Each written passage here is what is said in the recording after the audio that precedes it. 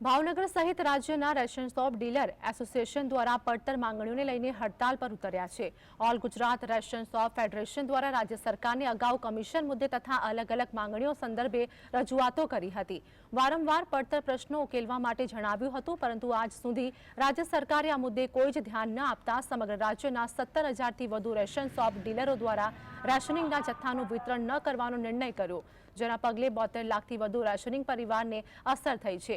All Gujarat ફેર price shop એસોસિએશનના પ્રમુખે જણાવ્યું હતું કે 20,000નું ફિક્સ કમિશન આપવામાં આવે તથા આ કમિશન સંદર્ભે જે વિસંગતતા અકબંધ છે તેને તાત્કાલિક દૂર કરવામાં આવે।